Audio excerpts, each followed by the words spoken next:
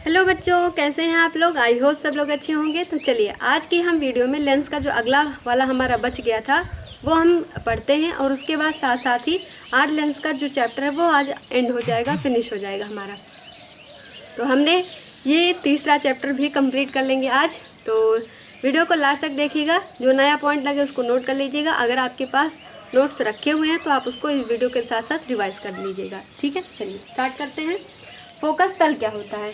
कल की वीडियो में हमने पढ़ा था अवतल लेंस क्या होता है, उत्तल लेंस क्या होता है, लेंस की फोकस दूरियां क्या होती है, ये सभी हमने पढ़ा था। तो आज हम क्या पढ़ेंगे, फोकस तल क्या होता है। हेडिंग डाल दीजिए फोकस तल। आगे लिखिए, लेंस के फोकस में होकर जाने वाले तथा मुख्य अक्ष के लंबवत तल को क्या कहते हैं, फोकस तल कहते हैं। फिर से ध्यान से सुनिए, लेंस के फोकस में होकर जाने वाले तथा मुख्य अक्ष के लंबवत तल को क्या कहते हैं हम बच्चों, फोकस तल कहते हैं। अगली हेडिंग डालिए, रेखीय आवर्धन। अब हमने अवतल दर्पण में, जब हम दर्पण में बढ़ रहे थे तो क्या पढ़ा था, रेखीय आवर्धन में वस्तु के प्रतिबिंब की लंबाई बटे वस्तु की लंबाई, इन दोनों का जो अनुपात होता है उसी को हम कहते हैं रेखीय आवर्धन। हमने पढ़ा था m बराबर y2 बटे y1 बराबर -v/u, यही तो पढ़ा था। यहाँ पर हमें क्या पढ़ना है, वही सेम डेफिनेशन यहाँ पर भी है।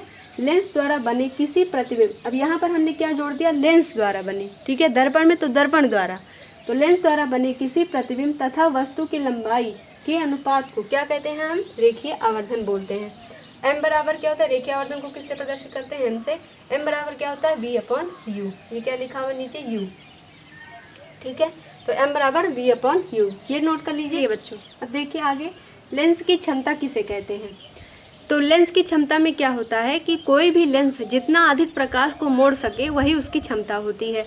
तो डेफिनेशन कैसे लिखेंगे, कोई भी लेंस प्रकाश को जितना अधिक मोड़ सके उसे ही उस लेंस की क्या कहते हैं, क्षमता बोलते हैं बच्चों। ठीक है, तो इसका सूत्र क्या होता है, P बराबर 1/f। अब आप देख रहे हैं अगर P बढ़ रहा है तो F घट रहा है। इसका मतलब क्या है, जितना कम फोकस दूरी होगी उतनी अधिक उस लेंस की क्या होगी, क्षमता होगी। ठीक है, ये क्या है, इन्वर्सली प्रोपोर्शनल है। ठीक है, तो जितना कम फोकस दूरी होगी उतना अधिक क्या होगा, क्षमता होगी।